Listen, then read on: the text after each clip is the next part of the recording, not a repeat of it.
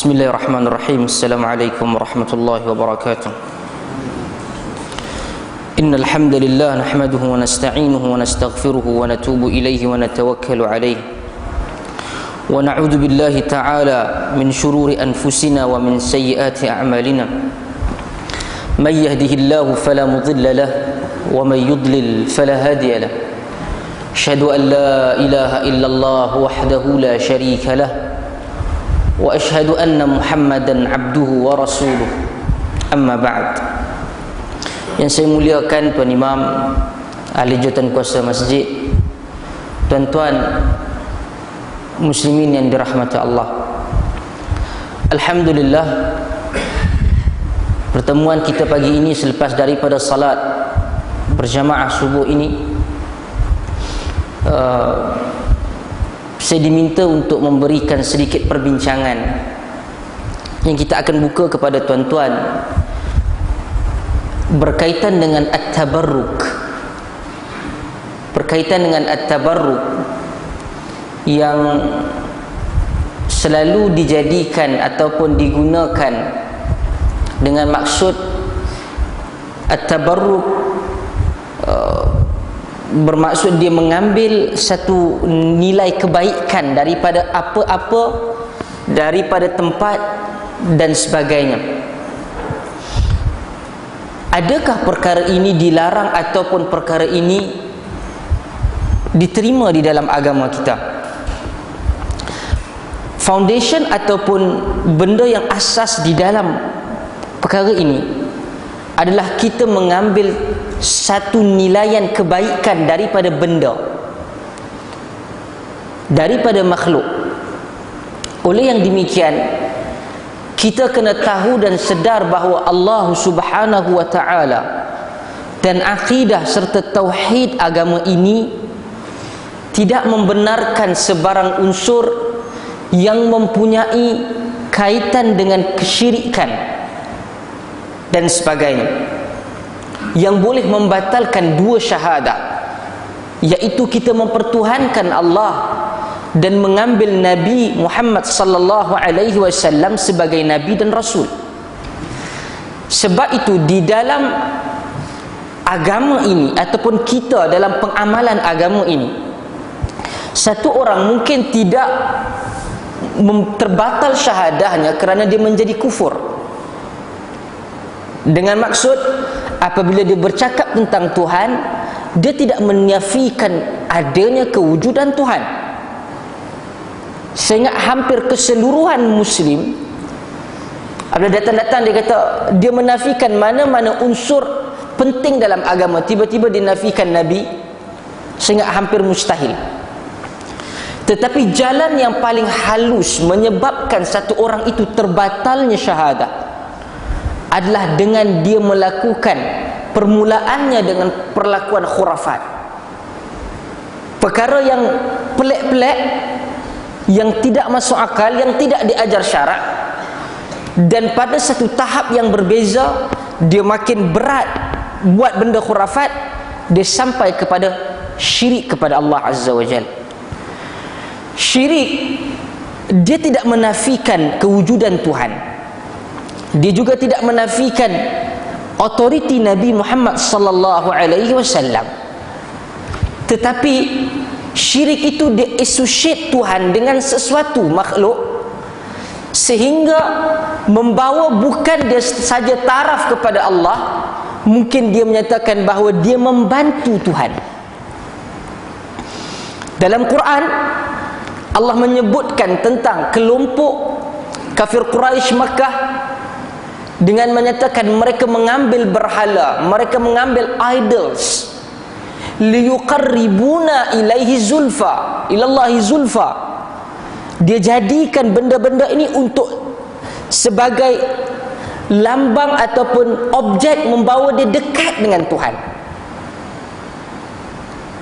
Jadi isunya kafir Quraisy Mekah ataupun musyrikun Mekah, mereka tidak menidakkan kewujudan Tuhan, tetapi mereka menjadi orang-orang yang musyrik, orang-orang yang kafir, terkeluar daripada daerah keislaman.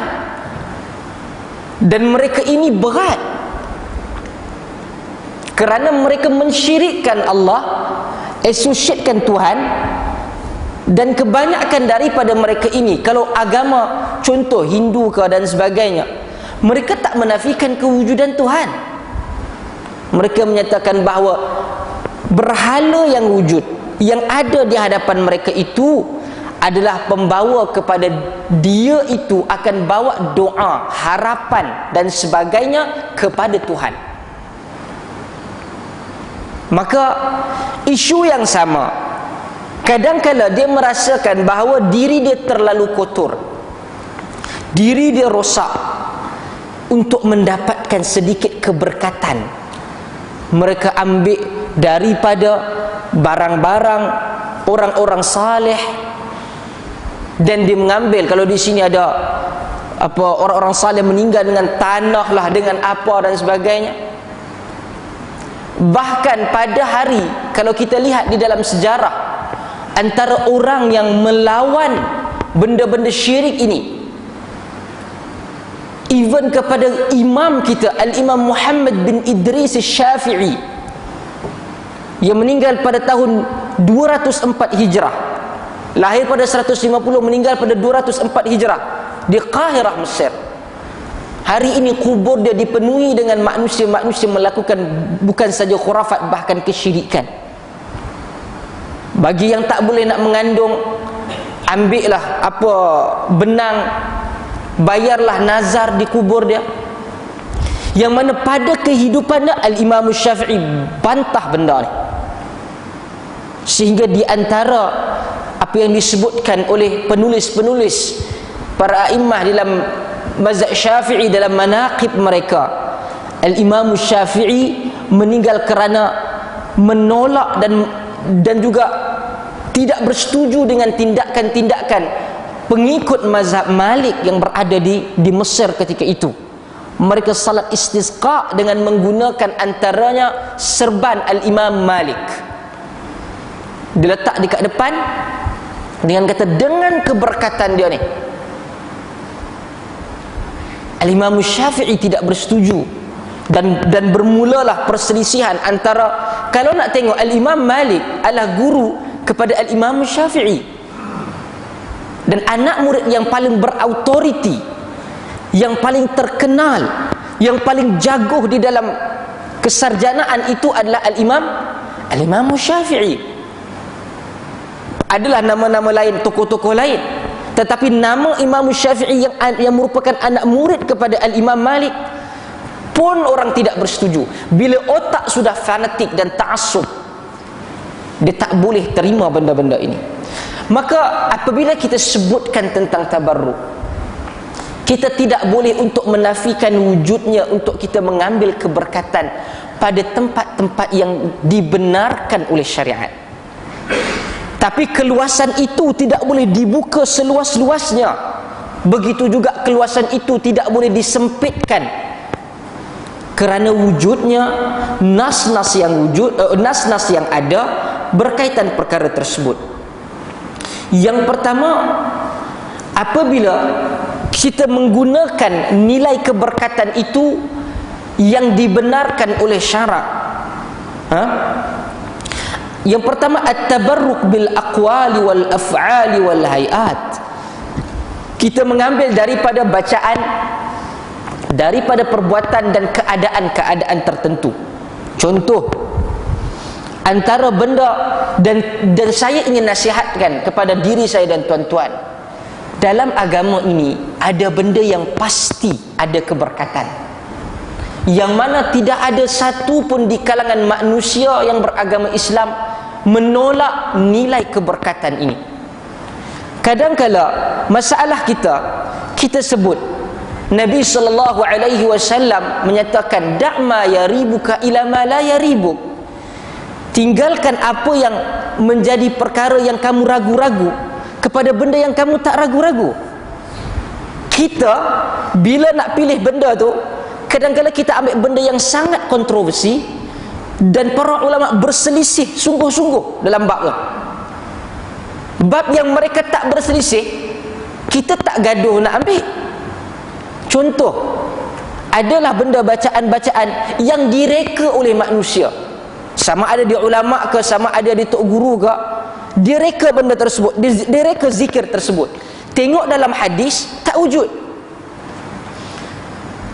Kita mengambil kadang-kadang setiap hari zikir yang diajarkan kepada kita itu, kita ambil, kita ada keberkatan. Di situ kita nak kata berkat macam mana, tak confirm. Sebab dia direka oleh manusia. Benda yang paling pasti yang ada keberkatan adalah qiraatul Quran, membaca Quran. Cuba tuan-tuan bayangkan Quran yang ada di setiap dinding masjid ni, yang ada di tepi, yang sudah pasti dia ialah kalamullah. Tidakkah kita terfikir bahawa kalam Allah itu sewajibnya ada keberkatan? Tetapi bagi satu orang yang otaknya dia nak cari benda yang berselisih, benda yang khilaf, benda yang tak akan ada khilaf, Quran. Satu orang, aku nak mengambil, nak dapat keberkatan, dia buka Quran. Allah kata, Nabi SAW kata, man qara'a harfan min kitabillah, siapa yang baca satu huruf daripada kitab Allah, falahu hasanah, bagi dia kebaikan, wal hasanatu bi asyri amsalihah, dan satu kebaikan itu menyamai 10. Bukan alif lam itu satu huruf, tapi alif satu huruf, lam satu huruf, mim satu huruf. Bagi orang yang membaca Quran dengan penuh kekhusyukan, dengan penuh rasa rendah diri, memahami, mentadabbur Quran, sudah tentu keberkatan itu turun. Kadang-kadang sebahagian ada orang, dia kata mendakwa berjumpa dengan Nabi, cara nak berjumpa dengan Nabi dengan membaca berzanji, membaca selawat yang orang reka, bukan Nabi SAW ajar. Oh tuan-tuan, baca yang macam ni, malam kita boleh mimpi jumpa Nabi. Kita baca Quran yang confirm datang daripada Allah, tak pernah pun engkau dakwa jumpa dengan Nabi. Macam mana benda yang lebih, bahasa kita lah, katakan lebih lekeh daripada Quran, boleh menyebabkan keberkatan yang lebih besar?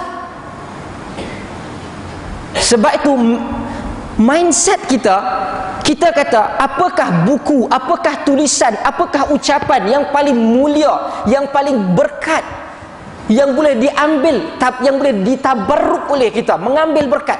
Tidak ada selisih, Quran. Kita duduk, kata aku nak mengambil berkat daripada bacaan Quran, kita ambil, memang ada keberkatan. Bahkan ada padanya bacaan-bacaan khusus, ada fadilat-fadilat yang memang diambil daripadanya, yang telah dijanjikan di dalam hadis Nabi SAW. Pagi-pagi ni, kalau mungkin kita nak di rumah kita, kita nak menghalang daripada gangguan syaitan, mungkin kadang-kadang orang hasad dengki kat kita, kita buka bacaan suratul Baqarah, ada keberkatan khas. Keseluruhan Quran itu ada fadilat, ada keberkatan secara umum. Dan Nabi SAW memilih di antaranya keberkatan-keberkatan yang khas. Ayatul Kursi, Mu'awwidzatain, Qul a'udzu rabbil falaq, Qul a'udzu rabbin nas. Ini kita kena set dalam otak kita, setinggi-tinggi bacaan yang mempunyai kemuliaan, yang mempunyai keberkatan, Quran. Bilalah orang kempen lah kita macam mana sekalipun, bila dalam otak kita, kita dah tahu tak ada satu bacaan yang boleh lawan, yang boleh menandingi Quran, kita dah selamat lah. Tuan-tuan, takkan satu kalimah yang datang daripada sisi Tuhan, yang menguasai luar dan dalam, setiap satu perkara yang kecil dan besar dalam tubuh dan kehidupan kita, datang daripada Tuhan, yang namanya Allah Subhanahu wa ta'ala. Tiba-tiba bila kita pegang Quran, kita pegang apa yang manusia buat, kita rasa betul Quran ni, tapi perkataan tapi itu telah pun memperkecilkan perkataan Allah Subhanahu wa ta'ala. Bahaya benda ni. Dia bukan lagi pergi kepada isu perbincangan furu', dia pergi pada perbincangan usul. Engkau merendah-rendahkan Quran, engkau merasakan bahawa kalamullah azza wa jal lebih kecil nilainya berbanding perkataan manusia. Bahkan perkataan Allah lebih besar daripada perkataan Nabi.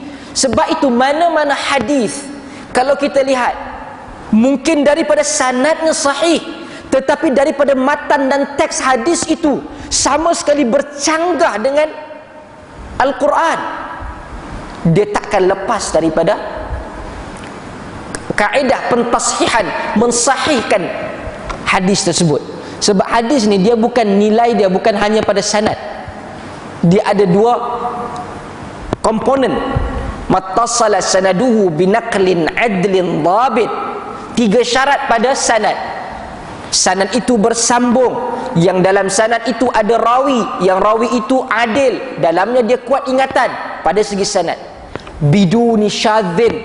Dan hadis itu ada matan, ada teks. Teks itu tak boleh syadz, tak boleh bercanggah dengan yang pertama Quran, dan yang kedua tak boleh bercanggah dengan riwayat yang lain yang lebih kuat daripadanya. Kalau dia dengan Quran bercanggah, maka kita kena tolak. Contoh, ada hadis yang selalu disebutkan dalam masyarakat kita, waladu zina la yadkhulul jannata illa sab'ati abna. Anak zina tak masuk syurga 7 keturunan. Kan orang lama kita ni, janganlah berzina. Betul, jangan berzina adalah satu nasihat yang baik. Benda itu diharamkan oleh Allah Azza wa Jal. Tetapi larangan itu diberikan satu peringatan buruk. Dia kata anak-anak zina tak masuk syurga 7 keturunan. Quran kata wala taziru waziratun wizra ukhra. Satu orang tidak menanggung dosa orang lain. Yang buat jahat tersebut adalah mak dan ayah dia. Apa kaitan dengan anak? Anak tu kalau dia boleh pilih untuk tak mau jadi daripada keturunan zina, dia akan minta pada Allah Azza wa Jal. Maka dia tidak mempunyai dosa. Setengah tu pergi belajar lagi. Oh, yang anak-anak zina ni jadi imam tak sah. Lagi kacau. Sejak bila Nabi Allah Ibrahim alaihissalam, mak ayah dia bukan Islam. Kalau nak fikir anak zina dan anak daripada lahir daripada perut orang-orang yang mensyirikkan Allah, bukan syirik sikit-sikit, dia yang tolong buat, ayah dia yang tolong buat untuk orang mensyirikkan Allah. Kalau nak kira bab tu, engkau kena kata Ibrahim tak layak jadi Nabi. Nampak? Bila satu teks bercanggah dengan Quran, tolak. Apatah lagi kita ada di hadapan kita Quran, ada di hadapan kita mungkin zikir. Kadang-kala kita dalam masyarakat kita mungkin kita pun, saya pun terlepas pandang dalam kehidupan kita. Quran yang kita baca dan zikir yang kita ulangi, Quran lebih sedikit berbanding zikir. Betul? Sedangkan kita tahu Quran itu lebih besar, kalam Allah. Tapi dalam kehidupan kita cuba cari mana ni yang lain sikit, mana ni yang eksklusif sikit. Cara mindset itu adalah sama sekali salah. Mana mungkin Quran dapat menandingi perkataan-perkataan lain. Siapa pun keluarkan perkataan hebat mana pun dia, bila bertembung dengan kalimah Allah, keberkatan tabarruk kita dengan kalimah Allah Azza wa Jal itu lebih besar maknanya, lebih baik nilainya di sisi Allah Azza wa Jal dan seisi dunia keseluruhannya. Yang kedua, bagi orang yang perbuatan untuk kita dapatkan keberkatan dalam kehidupan, kita nak tabarruk dengan af'al, dengan perbuatan, kita pergi cari ilmu. Orang yang belajar ilmu nak dapatkan keberkatan, kita cari ilmu, itu perbuatan. Nabi SAW kata, man salaka tariqan fihi ilman sahalallahu lahu tariqan ilal jannah. Siapa yang berjalan di atas satu jalan untuk mencari ilmu Allah Azza wa Jal, yang paling utama adalah mencari ilmu agama, untuk mempertambahkan ilmu agama kita, Allah mudahkan jalan untuk dia pergi ke syurga. Kita tanya pada diri kita, kita cari keberkatan ini untuk apa? Ultimate goal untuk kita cari keberkatan itu untuk apa? Untuk membawa kita pada pengakhiran kehidupan ini ke syurga Allah Azza wa Jalla. Itu. apa sahaja perbuatan kita, apa sahaja niat kita, apa sahaja perkataan yang kita ucapkan, apa sahaja gerakan yang kita buat, apa sahaja langkah kita, pergi ke masjid, pergi ke majlis ilmu, pergi kepada tempat maksiat, kita tanya, aku pergi buat perkara ini untuk aku dapatkan syurga Tuhan ataupun neraka Tuhan? Itu dia akan menyebabkan niat kita terpandu. Aku cari sangat benda ni. Ada orang yang buat, yang terpaksa musafir mencari kubur ni. Ada setengah tu kata, saya ni ustaz di Malaysia tak jumpa kubur yang apabila saya berdoa pak dekat kubur tu makbul. Saya nak ke Indonesia cari kubur wali pula nak berdoa. Nampak? Pertama, isunya adalah dia mengharapkan. Apa beza dia mencari berhala-berhala yang dahulu, orang-orang dahulu, dengan dia meletakkan kaitan doa dia itu diletakkan ataupun doa dia itu dimakbulkan Tuhan kerana kubur. Tengok mindset sama sekali rosak. Kita akan tengok kita bertabarruk dengan tempat-tempat, ada disyariatkan. Mana? Makkah, Madinah, Masjidin Nabi.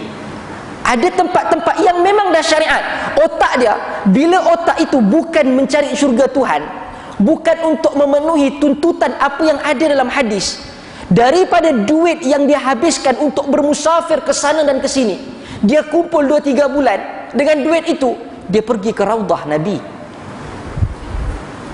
dia pergi ke Masjidil Haram, dia pergi tawaf, dia salat di Masjidil Haram, dia salat selepas daripada tawaf, dia berdoa ketika tawaf. Ada sesiapa yang berani kata, oh tempat-tempat tu mungkin tak berapa nak didengar Tuhan.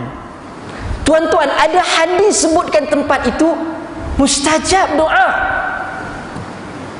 Sebab itu saya kata, isunya bukan khilaf di kalangan ulama, isunya otak hang bermasalah. Nabi dah sebut dia cuba nak cari mana yang boleh. Adalah pilihan-pilihan lain. Allah Ta'ala idza qadallah wa rasuluhu amran ay yakuna lahumul khiyaratu min amrihim. Adakah bagi mereka itu pilihan selepas Allah dan Rasul telah menetapkan sesuatu? Nabi kata dekat Raudah itu ada kelebihan untuk orang berdoa. Di masjid ada tempat kelebihan orang untuk berdoa. Kenapa kita cuba untuk, kita panggil layul a'naq. Layul a'naq ni maksud dia kita tarik leher untuk ikut kita. Kalau kata ada unta ke, ada kuda, ada keldai, kita letak tali, betul? Kita tarik dia supaya ikut kita. Kita cuba nas itu, agama itu ditarik mengikut kita. Sedangkan sepakat tempat-tempat ini ada keberkatan.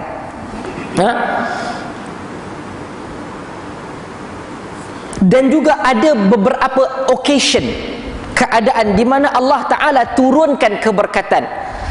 Antaranya hadis yang diriwayatkan oleh Al-Imam Abu Daud, disahihkan oleh Al-Albani.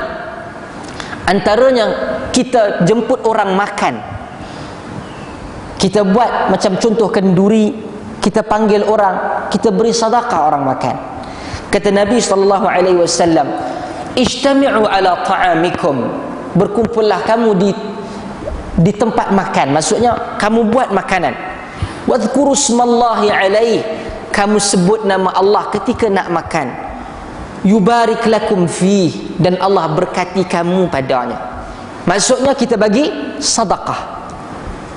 Kita bagi sedekah kerana ini merupakan satu syiar Islam. Nabi SAW apabila datang ke Madinah, para sahabat meriwayatkan ucapan perkataan yang pertama Nabi SAW. Nabi kata, at'imut ta'am, afshus salam wa at'imut ta'am. Berikanlah, sebarkanlah salam, dengan erti kata sejahterakan orang. Orang jumpa dengan kita Muslim, orang tahu dia ni bukan kaki pukul dia ini bukan nak cari pasal dengan aku, bukan dia ini nak maki orang, dia ini bukan nak buat jahat dekat aku. Wa at'imut ta'am, bagi makan. Terutama tak salah bagi makan kepada kawan-kawan kita yang sudah pun, yang tidaklah susah, tak ada masalah. Tapi kita mencari orang yang memerlukan benda tersebut, orang-orang yang miskin, yang di kalangan masakin dan fuqara, kita berikan. Pertama, Allah yang paling penting kita nak kata, keadaan-keadaan begitu yubarik lakum fi, Allah berkati kamu padanya. Tengok, nas ada tak? Tapi kerja kita berhabis duit untuk pergi travel ni. Manalah ada tempat yang ikat kain kuning lah, ikatlah dekat pokok kuning lah. Di situ kita cuba cari. Nabi kata bagi makan. Isu bagi makan ini bukan kenduri ya. Kita ada lebih mungkin RM50 hari tu. Kita 50 ni macam tak guna sangat. Kita beli beberapa makanan, kita masakkan. Kita cari orang miskin. Kita panggil anak-anak yatim makan di rumah kita. Dengan RM50 kita masak, mungkinlah banyak lauk. Kita bagi dia makan. Allah kata, Nabi kata, Allah berkati kamu pada dia. Sebab tu isu, kalau kita nak katakan nak cari berkat, ambillah hadis contoh ataupun ayat Quran, tuan-tuan cari mana perkataan yang membawa kepada keberkatan itu, tuan-tuan kumpulkan. Sebab bila kita kata baliklah tuan-tuan kepada Quran dan juga sunnah, kepada Quran dan juga sunnah, tetapi bila beramal kita jadi masalah. Kita kesampingkan Quran dan sunnah, kita ambil hawa nafsu kita. Kita kata kita nak tabarruk. Ini tabarruk, mengambil berkat. Nabi kata bagi makan, kumpulkan orang makan, Allah berkatkan kamu padanya. Oh, yang ini macam tak syok, macam biasa-biasa. Kan? Dia kira syok dia.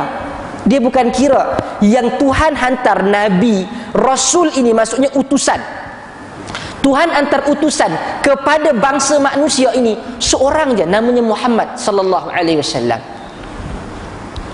Bukan saya sebagai ustaz, kalau kata saya mufti ke, saya ini adalah profesor dalam bidang agama ke doktor, saya tak boleh mengambil tempat itu, kerana itu adalah pilihan Tuhan.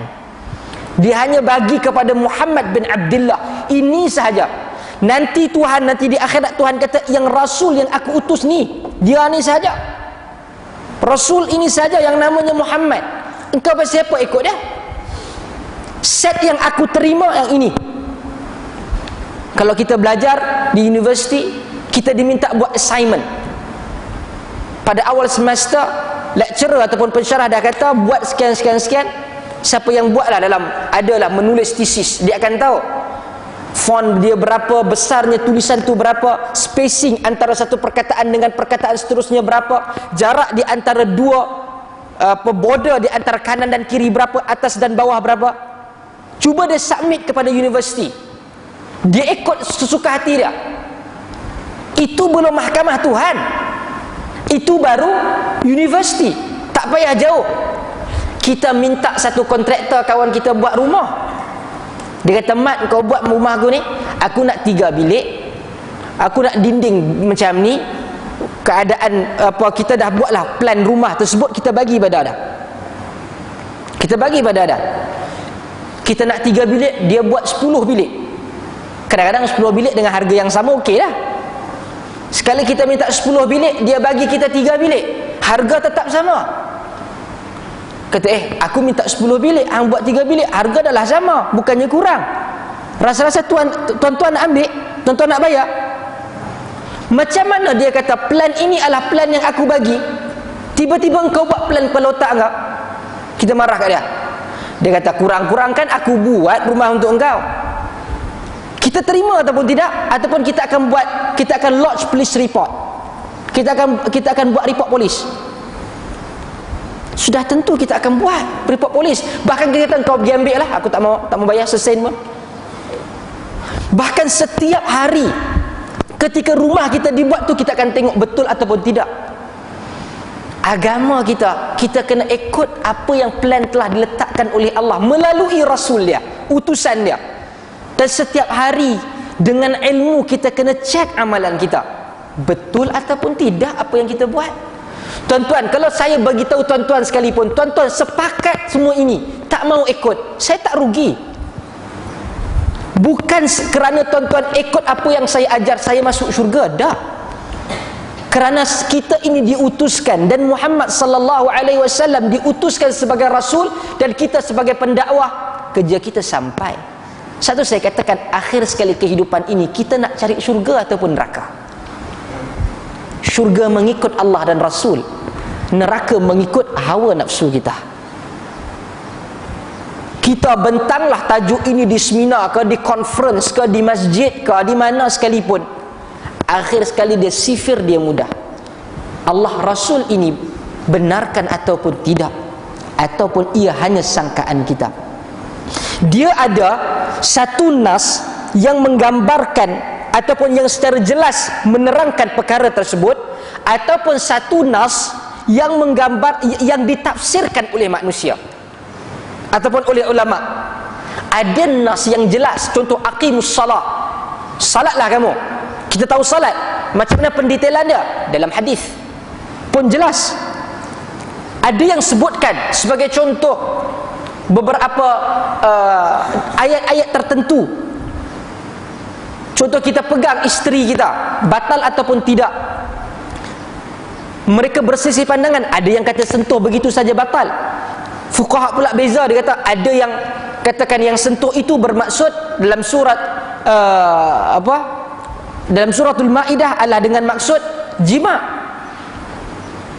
Maksudnya di situ ada penafsiran, perselisihan mereka. Ada yang khilaf dinamakan mu'tabar, ada khilaf yang memang tak mu'tabar langsung.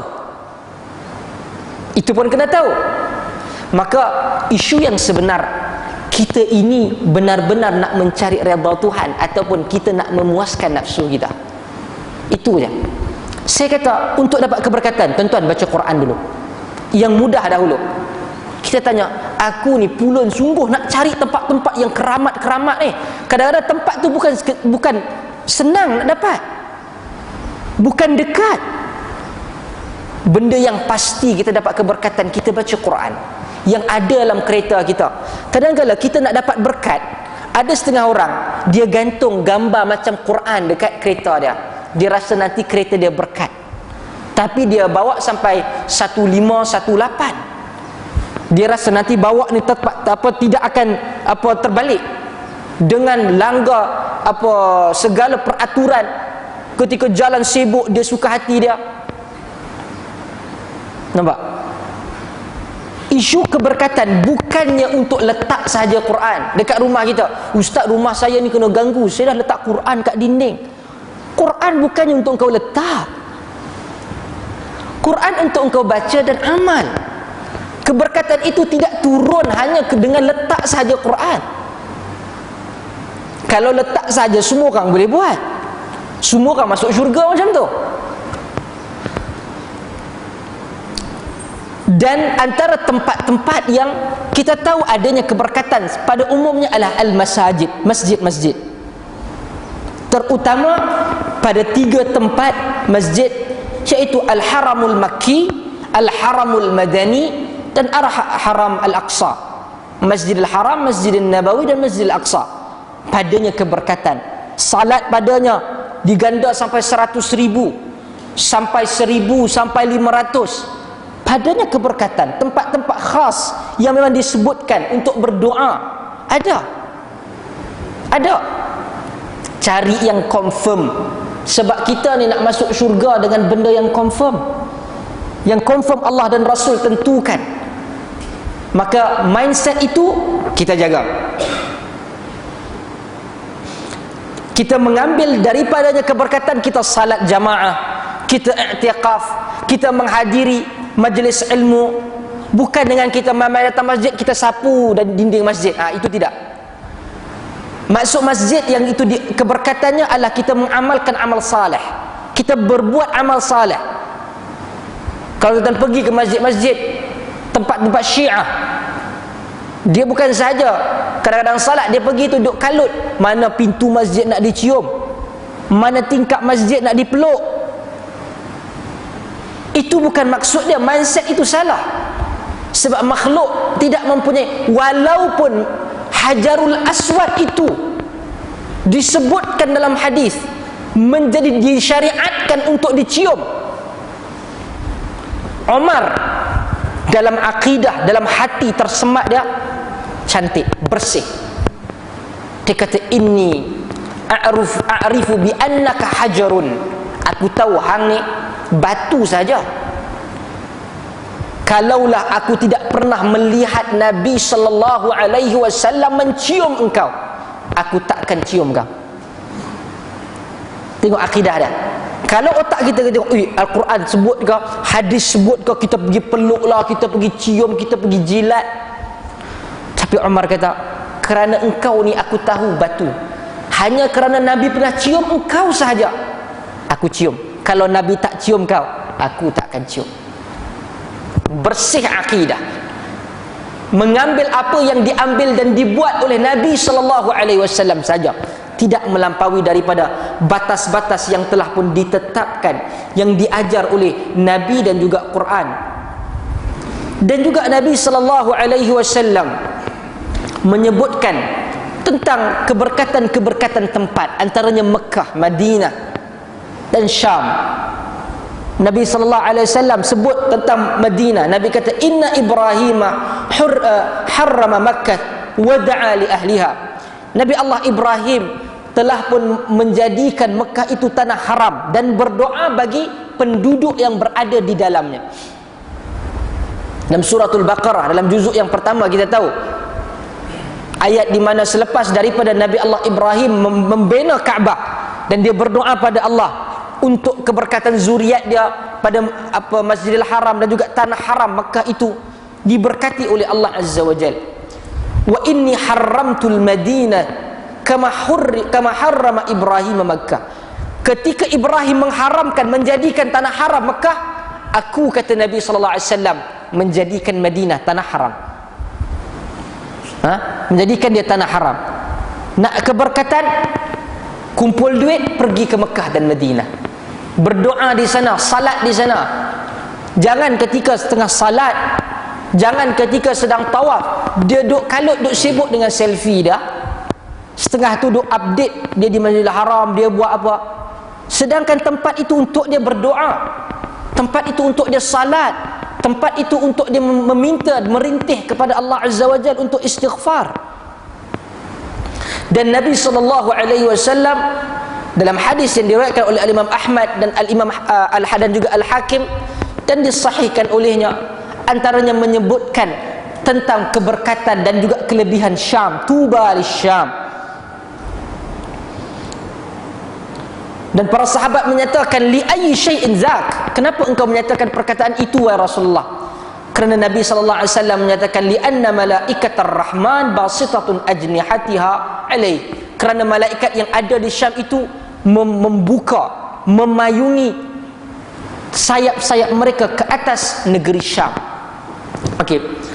Dan adalah tempat-tempat lain dan juga waktu-waktu yang kita boleh mengambil keberkatan padanya. Kalau kita nak sebut tentang tabarruk, waktu Ramadan, kita mohon pada Allah Azza wa Jal menyampaikan antara di kalangan para ulama salaf 6 bulan sebelum kedatangan Ramadan, dia berdoa, Allahumma sallimni Ramadan wasallim liya Ramadan wasallim lahu mutaqabbala. Ya Allah, engkau sejahterakanlah diriku untuk sampai kepada Ramadan. Tak berapa lama lagi. Wasallim liya Ramadan. Sebab kadang-kadang kita tengok ada orang yang bercita-cita dalam kehidupan kita, sahabat-sahabat kita, yang apabila dia bercita-cita nak sampai kepada Ramadan, Allah tak sampaikan waktu. Kita pun di sini tak ada siapa yang boleh confirm untuk masuk ke dalam Ramadan.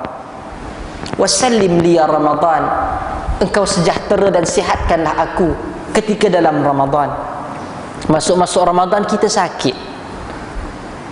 Saya beberapa tahun ujung-ujung 10 Ramadan kena denggi, masuk habis 10 malam di hospital. Waktu yang bukan boleh diambil semula, tak ada satu hari yang hebat dan keberkatan yang wujud dalam saya Ramadan boleh digalang ganti di luar daripada Ramadan, tak ada. Pintu syurga dibuka, pintu neraka ditutup, diturunkan rahmat daripada langit. Padanya keberkatan. Wasallim. Katakan kita pula sampai pada Ramadan sihat wal afiah, kita puasa, kita tarawih, kita baca Quran, kita mencari keberkatan Ramadan, kita mohon pada Allah, wasallim lahu mutaqabbala, Engkau terima wahai Allah amal ibadah aku yang berada dalam Ramadan. Buat tiba-tiba kurang ikhlas, Tuhan tak terima, tak menjadi manfaat yang besar. Ramadan tempat ada keberkatan, cari keberkatan itu. Setengah daripada orang yang duk pulun-pulun nak dapat cari berkat tabarruk, time Ramadan pula dia cuai, salat malamnya tidak ada walaupun dah tarawih. Carilah daripada waktu-waktu tahajud itu, bangkit baca Quran, minta doa. Nak ambil keberkatan itu, ambil pada waktu-waktu yang telah dijanjikan padanya keberkatan. Lailatul Qadr, 10 hari yang awal daripada Zulhijjah, keberkatan lagi ada pada hari ini, hari Jumaat. Ada waktu-waktu yang dikabulkan doa, adanya keberkatan pada waktu-waktu tersebut. Hadir awal di masjid.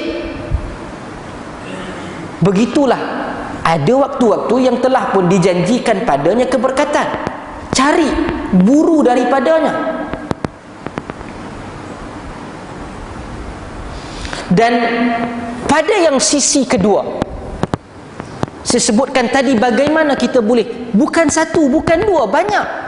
Bahkan saya katakan daripada waktu, daripada tempat yang disebutkan oleh Nabi SAW itu pun banyak kita tak habis.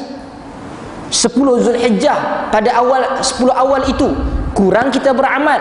Kemudian kita kata saya nak cari tempat untuk bertabarruk, masa untuk bertabarruk. Tidak juga kita untuk sungguh-sungguh mengambil waktu dan tempat-tempat tersebut. Walau bagaimanapun di kalangan masyarakat kita, dan ada di kalangan, kalau kita lihat nanti, orang yang mengambil keberkatan daripada orang-orang saleh, yang mana pada hakikatnya mereka salah mengambil faham terhadap apa yang dilakukan para sahabat terhadap Nabi SAW. Antara tabarruk yang salah, yang batil, yang dia terbahagi kepada dua. Yang pertama adalah yang membawa kepada syirkul akbar, syirik yang besar, yang pelakunya terbatal akidah dia apabila dia melakukan, mengambil mana-mana keberkatan yang tidak syar'i dengan menganggap benda tersebut, kubur tersebut yang mampu memberi manfaat dan juga mudarat, dia terbatal syahadah. Kadang-kadang yang buat juga yang kedua itu adalah syirkul asghar, dia syirik kecil. Dia tak kata begitu, tapi dia kata bukan, kita ikhtiar. Sedangkan benda tersebut bukan termasuk dalam ikhtiar yang disyariatkan. Dia ikhtiar pergi cari jin, dia ikhtiar pergi guna sihir. Itu memang ikhtiar, bahasa engkau ikhtiar, tetapi ikhtiar yang mardud, marfud, tertolak dalam agama. Okey, yang tadi itu kalau dia jumpa dengan pokok, dia nak ambil keberkatan pokok tersebut, dan kemudian dia kata pokok ni aku selalu doa kat dia ni, dia memang dapat bagi pada aku, itu confirm. Perbuatan itu menyebabkan syahadah dia terbatal. Yang kedua syirkun asghar, yang ini agak selalu orang buat. Apabila tabarruk binatri turabi alaih atau ilsaqul jism bidzalika aw tabarruk bi'in wa nahwiha ja'alahu sababan li husulil barakah bidun i'tiqad annahu yusal ila Allah. Dia menyatakan bahawa benda-benda tersebut daripada tanah ke, daripada tubuh badan ke, daripada apa-apa benda, merupakan sebab. Ini sebab sahaja kita ikhtiar. Benda ikhtiar pula tidak syar'i, dia buat syirik kecil. Tuan-tuan, syirik kecil ke syirik besar lagilah teruk. Kalau syirik kecil ni kita kena hati-hati, dia tetap syirik. Kita, oh ini bukan syirik besar, tak apa. No, bukan maksud tak apa. Setengah orang, oh benda ni bukan bid'ah, ni bid'ah besar, ni bid'ah kecil. No, asal kepada bid'ah itu tertolak, bukan asal kepada bid'ah itu diterima. Maka kita jangan mudah-mudah buat dalam kaedah kita sendiri. Dan apabila dia contoh, dia buat benda khurafat, dia letak tangkal. Dia kata tangkal itu, ala ini ikhtiar kita. Setengah orang tua dia letakkan untuk buang cacing dalam perut, dia letak kat baby tu tali hitam. Benda tersebut tak masuk akal. Adalah setengah tu dia letaklah daun ke apa bagi dia kurang, kalau katakan demam ke, dia lumurkanlah, mungkin masuk akal kerana tajrubah, kerana ada orang pernah cuba zaman tersebut, kan? Contoh ada kata orang yang kena denggi, minum pucuk betik lah, orang suruh minum itulah, minum ini. Ada tajrubah. Maksudnya daripada segi logik akal, dia consume sesuatu, dia minum sesuatu, mungkin platelet dia naik. Adalah mungkin kajian-kajian yang boleh masuk akal. Tapi letak satu kain, letak satu benang, tiba-tiba cacing dalam ni boleh keluar, tak masuk akal. Tak masuk akal. Dan kita kena ingat, meletakkan, memakai tangkal. Nabi SAW sebut dalam hadis, man 'allaqa tamimata faqad asyrak. Siapa yang pasang, yang gantung tangkal ini, dia telah pun mensyirikkan Allah. Dia telah pun mensyirikkan Allah. Jaga-jaga benda tersebut. Yang pertama, kita ini bertabarruk dengan tempat-tempat yang dianggap sebagai berkat, selain daripada apa yang telah pun ditentukan, yang telah disebutkan di dalam syarak, iaitu Quran ataupun hadis. Seperti mencium pintu-pintu masjid. Mencium pintu-pintu masjid ini berlaku dalam kelompok-kelompok yang sesat. Antaranya paling jelas adalah Syiah, yang kadang-kadang apabila kita tengok nak masuk masjid Nabi, dia pergi cium. Masuk masjid Nabi yang asal tu bukan yang pintu tu, dalam. Yang buat tu mungkin diambil daripada negara mana, Cina ke, Bangladesh ke, mana. Buat tu yang buat, tapi dianggap sebagai berkat. Yang kadang kalau orang pergi ke Kaabah, pegang sungguh-sungguh dengan kain Kaabah. Itu suteramai daripada Jepun, bukannya yang datang daripada langit. Yang tenun dia pun kita pernah tengok, kita sendiri tengok, kan? Kalau katakan travel, kan tuan-tuan ikut umrah, yang mereka tu yang duk pergi tenun kelambu Kaabah, yang buat tu pun bukan orang saleh. Sambil-sambil tu isap rokok, kan? Tiba-tiba kita mai daripada benda yang dia buat, kita pegang habislah nak dapat berkat. Tak perlu benda tu. Tak perlu benda tu. Itu manusia yang buat. Macam mana dia buat? Tiba-tiba saya katakan, saya beli baju ni, tiba-tiba Tuhan ambil berkat daripada ni. Tak ada. Hakikat kehidupan manusia, tuan-tuan, kita nampak saleh. Dan orang pernah buat kepada Al-Imam Abu Hanifah. Bila Imam Abu Hanifah keluar tempat Imam Ahmad, berjalan, dia bawa kayu, diangkat kayu untuk kegunaan rumah dia, untuk bakar, untuk masak ke, untuk panaskan air ke, dan sebagainya. Dibawa sehingga berkesan di bahu dia, warna merah ataupun lebam lah sedikit, berat. Orang nampak dia berjalan, dia kata, Imam Abu Hanifah. Orang turun keluar daripada pasar, tolong angkat. Sehingga dia menangis. Dia kata, aku ini adalah manusia dan engkau ini tidak mengetahui hakikat kehidupan ini. Hanya aku dan Tuhan saja mengetahui.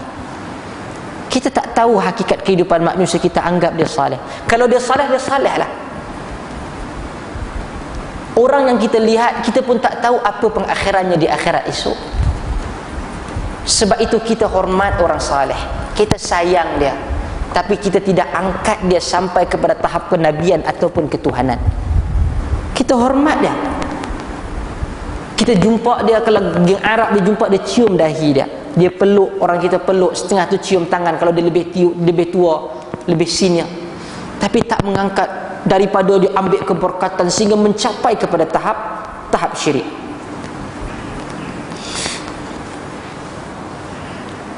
Dan apabila kita juga sebagai contoh pergi ke kubur, saya sebutkan tadi, bukan untuk ziarah. Ziarah kubur adalah benda yang disyariatkan. Nabi kata, kuntu nahaitukum an ziyaratil kubur, dulu aku larang hampa daripada ziarah kubur, sekarang aku benarkan, pergilah ziarah kubur, kerana ia mengingatkan kepada mati. Kita bukan pergi sana untuk ingat mati, kita pergi sana bayar nazar, tidak termasuk dalam mengambil keberkatan.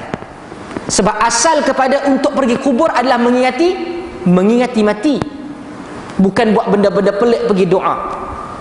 Juga ada tempat-tempat yang tidak disyariatkan mengambil berkat, sampai begini, panjat ke gua Hira, ke gua Thur, duduk di situ Nabi SAW, dan tidak ada satu sahabah pun yang diriwayatkan pergi ke sana ambil berkat, walaupun mereka tahu itu Nabi SAW tempat duduk Nabi ketika mendapat wahyu, mereka tak pergi.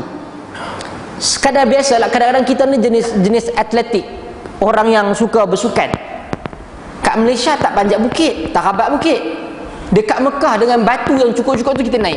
Tak apalah dengan kata saya ni pagi-pagi ni nak pergi exercise naik bukit, tak ada masalah. Okey, tapi bila ada i'tiqad sesuatu yang ada kaitan dengan agama, itu bermasalah. Saya nak tengok, oh kat sini tempat Nabi, okeylah, jom kita turun balik. Sampai-sampai sana usaplah dan kemudian peluklah batu, ambil berkat. Di situ bermasalah. Di situ bermasalah. Kita tak nafikan untuk pergi, tak salah. Jangan salah orang tu, oh popok ni jenis tak bagi orang datang. Pergilah, tak ada masalah. Tempat yang mana di barat pun kita bercuti, ke UK, US pun kita pergi bercuti, di situ pun tak ada masalah. Kita nak pergi ziarah bercuti, duk berkelah kat situ, tak ada masalah. Isu dunia ni kita buatlah apa benda sekalipun, bila di associate benda itu dengan agama. Contoh, kita beli kereta di luar, kita beli tak ada masalah. Tiba-tiba kita kata kereta saya ini kereta yang dirahmati Tuhan, naiklah benda ini dan bayarlah nazar di sini. Di situ mula masalah. Nak ambillah kereta itu, kita nak hiaslah macam mana sekalipun, tetapi bila kita letakkan kebaikan, kita letakkan nilai-nilai agama, di situ wujudnya masalah. Dan juga kita mengkhususkan satu tempat ataupun satu masa, dengan kata masa itu diberikan keberkatan tanpa ada nas daripada agama. Di situ bermasalah, ditolak. Kita katakan mengambil berkat daripada batu, daripada pokok, daripada kubur, keseluruhan itu ditolak dan juga disebutkan sebagai dengan meletakkan pengkhususan tertentu. Ada berkat, ada pahala. Sekarang ni kita kena tahu, yang nak bagi pahala ini hanyalah Allah Subhanahu wa taala. Yang boleh nak bagi pahala, yang boleh nak terima doa kita, yang boleh bagi kita keampunan, ini kerja Tuhan. Dan Nabi SAW boleh janji sahaja, yang nak terima itu adalah Tuhan. Apabila nak kita buat tapi cara kita tak ikut apa yang ditetapkan oleh Allah ataupun Rasul, percayalah benda tersebut tak akan diterima. Diterima bermaksud diredai oleh Allah Subhanahu wa taala. Dan juga antara benda yang selalu, yang terakhir saya nak sebutkan, yang selalu orang buat silap, apabila dia mengambil daripada kesan daripada orang-orang saleh. Orang-orang saleh, daripada wuduk dia, kadang-kadang daripada air minuman dia, orang ambil. Kita ni lebihan orang, kita memang jenis suka minum lebih orang, tak ada masalah. Siapa saja lebih kita minum, tak ada masalah. Memang hobi kita. Kalau tak minum tu kita demam satu hari. Tapi kalau kata tiba-tiba kita letakkan sesuatu kelebihan agama, di situ akan ada perbincangan. Saya tak nafikan berlaku pada Nabi sallallahu alaihi wasallam. Nabi sallallahu alaihi wasallam pernah berbekam dan para sahabat minum darah Nabi. Nabi pernah berwuduk dan wuduk Nabi diambil oleh para sahabat. Dan ada kesan-kesan ataupun rambut Nabi yang ketika itu, bukan sekarang, kita pun tak tahu daripada siapa, sehingga kan ada riwayat-riwayat kata rambut Nabi, tubuh Nabi tidak ada bayang-bayang, hadis yang tertolak. tidak wujud. Rambut itu hidup, maksudnya dia makin panjang dan panjang. Itu semua tidak ada syariat, tidak ada pensyariatan disebutkan tentang perkara tersebut.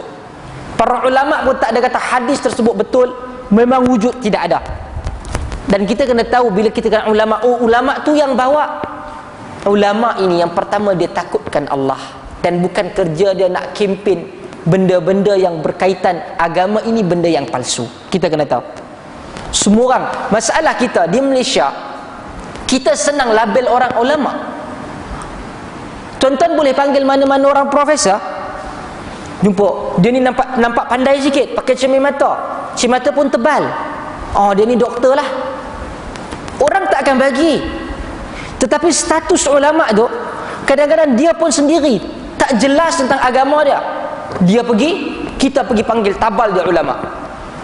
Ustaz ni dalam bahasa Arab orang panggil al-ustaz. Di Mesir kadang orang panggil penghormatan, ya ustaz, ya ustaz. Tetapi dalam bahasa Arab al-ustaz bermaksud full professor. Lepas tu dipanggil al-ustazul musyarik, associate professor. Profesor madya dalam bahasa Arab al-ustazul musyarik. Profesor itu al-ustaz. Assistant professor, pembantu profesor, al-ustazul musa'id. Jadi kadang-kadang kita bagikan, menabalkan orang dengan ulama itu senang-senang.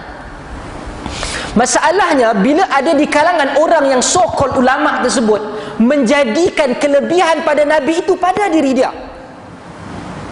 Kita tahu orang minum darah Nabi, kita tahu orang ambil daripada peluh Nabi, daripada wuduk Nabi, kerana dia adalah Nabi. Allah berkati tubuh badan dia, Allah berkati dalam dan luar Nabi. Kerana apa? Dia Nabi. Engkau siapa? Engkau orang hebat dalam agama, engkau tetap bukan Nabi. Peruntukan itu adalah khas kepada Nabi. Kita tahu manusia yang paling afdal tu dah paling lah, yang sangat-sangat mempunyai kelebihan, yang rankingnya selepas daripada Nabi dalam umat ini siapa? Abu Bakr As-Siddiq. Selepas itu Umar, Uthman, Ali. Inilah manusia-manusia. Abu Bakar adalah putus selepas daripada Nabi, kerana dia manusia yang dipuji di dalam Al-Quran.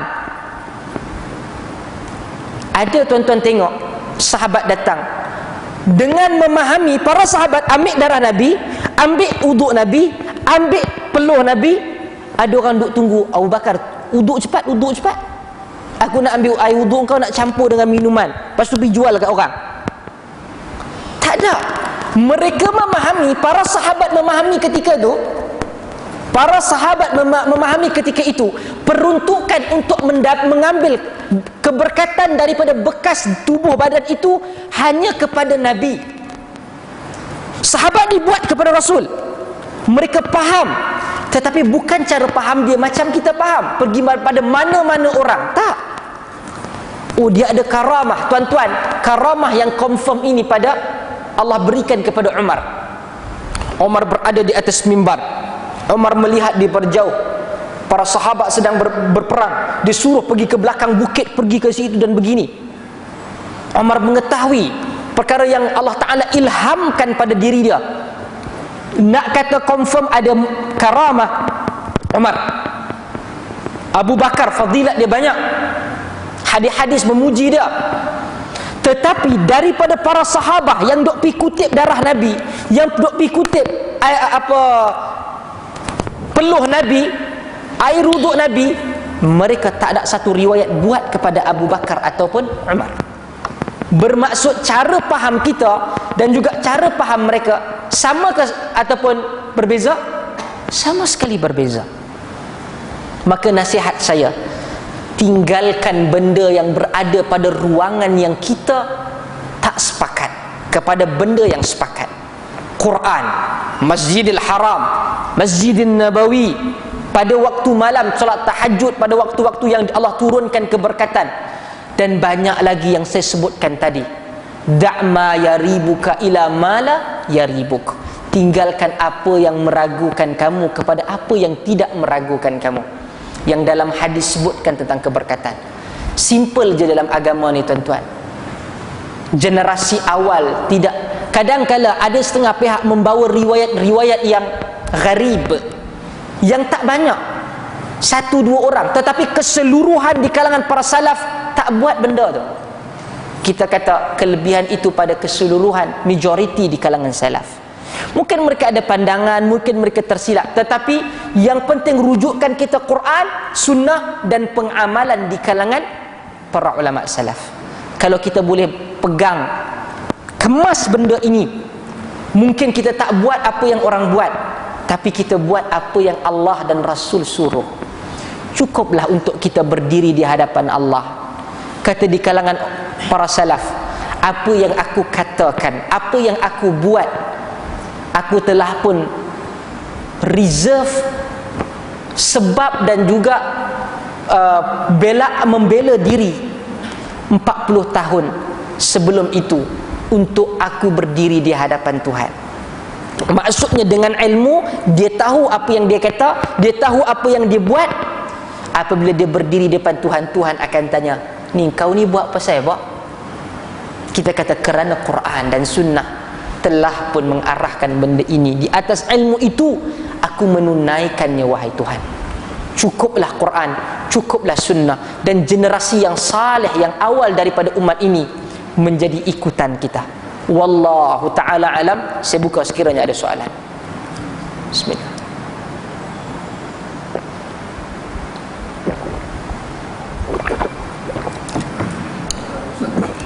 Saya dengar dalam radio IQ, dia ada iklan seorang ulama Qadiyat Al-Maliki disebut dalam kitab dia, maksudnya dituntut untuk umat ini mengambil manfaat daripada dan berkat daripada peninggalan Nabi.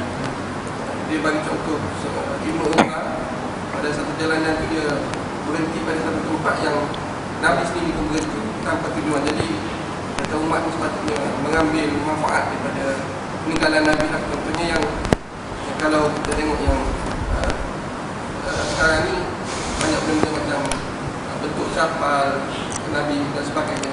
Apa pandangan Ustaz? Wallahu ta'ala alam. Pertama, apakah yang maksud dituntut? Kadang-kadang setengah kelompok tu mengambil apa yang Qadhi Iyad bukan zaman ni. Qadhi Iyad mati lama, 100 tahun. Dan kita kena tahu peninggalan Nabi tu confirm tak peninggalan Nabi? Kadang-kadang kita pun tak tahu nak membezakan ia betul peninggalan Nabi ataupun tidak. First, kalau kita confirm, okey, kita proceed. Yang disebutkan adalah Ibn Umar tunduk, itu bukan benda syariat. Itu adalah kasih sayang dia.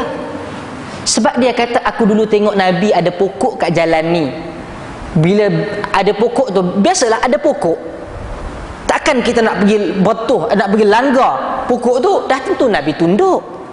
Sebab itu tempat jalan. Kalau tuan-tuan ada lencongan sebab ada parit di lencong, takkan tuan-tuan kata jalan ni lurus, pelanggar je. Itu bukan cerdik, bodoh nama tu, kan? Jadi Nabi buat ke atas kapasiti dia manusia. Tetapi Nabi itu adalah Nabi kesayangan Ibn Umar. Ibn Umar buat tu tak dapat pahala, tapi Ibn Umar sayang kepada Nabi, itu punya pahala. Jadi itu adalah pilihan. Dan saya ingat, kalau katakan dia nak letakkan itu sebagai syawahid ataupun qarinah, tak tepat dah. Dan kita kena tahu capal Nabi, capal ni tuan-tuan, itu bukan benda syariat.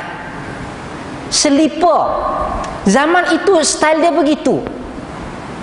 Tetapi kalau katakan capal Nabi itu, tuan-tuan, capal tu maksud dia apa? Selipar betul? Tuan-tuan letak selipar kat mana? Tuan-tuan letak selipar kat mana? Saya nak tanya sungguh ni, kadang-kadang saya tak faham kaedah dia. Tuan-tuan letak selipar di mana? Kaki. Semua setuju. Pasal apa orang pergi letak gambar selipar dekat kepala? Kita kata zalim itu wad'u syai' laisa fi mahallih, meletakkan tempat yang bukan pada, meletakkan sesuatu yang bukan pada tempat dia. Kenapa kita setengah orang, saya tak kisahlah ada orang dia suka buat kopiah yang tak salah. Tetapi kalau nak memahami daripada sudut itu, kenapa letak capal ke atas kepala? Sunnah Nabi letak capal Nabi di mana? Di kaki, mengalas kaki. Kenapa kita pergi tepek kat kepala? Kalau nak mengambil logik tu, betul. Kenapa Ibn Umar tunduk? Sebab Nabi SAW tunduk, betul. Kenapa ketika capal Nabi pakai, kita letak kepala? Kita pun dah keluar daripada daerah logik. Dan Nabi bukan kempen selipar Nabi. Nabi kempen kita pakai kita sarung kaki kita supaya dapat lindung daripada kesakitan, duri, najis dan sebagainya. Dalam bab capal kita mau ambil bawa ke mana-mana. Kenapa dalam bab hadis kita tak mau ikut dan ambil seperti mana yang Nabi buat? Antara capal dan mengikut sunnah Nabi, mana yang lebih aula, lebih utama? Capal, ustaz. Itu memang masalah. Kita dah surrender. Itu kita tak boleh nak kata apa. Kita mengambil, sebab tu agama ni dia suka ambil syiar-syiar. Bukan syiar bagus, memang ada syiar yang perlu dipertahankan. Dia kalau katakan ustaz tu dia kena pakai yang elok, tapi bila menyembang kotor. Benda-benda lucah, gelak ketawa. Kita kata yang dipanggil sebagai orang agama bukan pakaiannya sahaja. Yang penting apa yang berada di dalam pemikiran dan logik akal dia, ikut Quran dan Sunnah. Bak capal ikut. Kenapa bak yang lain tak mau ikut? Kau kata okey nak ikut capal Nabi. Okey kita ikut capal Nabi, kita pakai kopiah yang ada lah capal Nabi. Okey. Lepas pada tu kita Sahih Bukhari okey. Kita tengok macam mana Nabi tawassul, macam mana Nabi tabarruk, macam mana Nabi salat, macam Nabi haji, semua macam mana Nabi, bukan kita. Kalau berlaku benda yang perlu diperbincangkan, hadis tersebut tak jelas, okey kita bincang apa pandangan ulama. Tapi kalau benda yang sudah jelas, contoh kita buat binaan pada kubur, apa lagi yang kita nak fikir tentang hadis tu? Nabi kata jangan bina binaan atas kubur. Kita nak pusing mana lagi? Jangan letak kubur dalam masjid dan sebagainya. Kat mana lagi kita nak faham? Oh begini, dah jelas zahir hadis tu. Maka ada benda yang kita boleh, okey tak ada masalah. Dan di mana prioriti kita? Ikut Quran, ikut sunnah yang wajib, yang telah disyariatkan, ataupun ikut capal. Kempen capal semua tempat, tapi kurang kempen sunnah Nabi. Ada yang setengah tu, kadang-kadang kita pun kurang juga dalam bab ni. Kita kempen banyak benda dalam bab-bab ni, tapi bila tengok baca hadis Nabi, tak ada. Bincang Quran, tak ada. Jadi letakkan prioriti kita apa? Ikut Nabi ataupun ikut capal? Nabi tak kempen capal, tapi Nabi ikut sunnah aku, Muhammad sallallahu alaihi wasallam. Alhamdulillah, wallahu taala alam. Terima kasih kepada tuan-tuan. Itu adalah sekadar perkongsian saya pagi ini. Tidaklah banyak, tetapi bagi saya adalah kita letakkan yang mana di tempatnya. Quran Sunnah telah menerangkan tentang mengambil keberkatan. Ambil yang confirm disebutkan dalam Quran, confirm yang ada dalam hadis. Dan yang tak confirm tu kita bincang-bincang, tapi kita dahulukan apa yang pasti. Sudah tentu dalam hidup kita, kita ambil yang pasti berbanding yang tidak pasti. Terima kasih, semoga Allah rahmati kita dan Allah memberikan rahmat dan keampunan, terutama pada hari yang mana Nabi sallallahu alaihi wasallam besarkannya sebagai penghulu pada segala hari, yaumul Jumaah. Nas'alullah yaj'alna wa yaj'alakum alladhina tabi'una al-qawla fayattabi'una ahsanah. Nas'alullah yaj'alna min muttabi'i bil kitabi was sunnah. Subhanakallahumma wa bihamdika asyhadu an la ilaha illa anta wa astaghfiruka wa atubu ilaik. Wa barakallahu fikum. Wassalamu alaikum warahmatullahi wabarakatuh.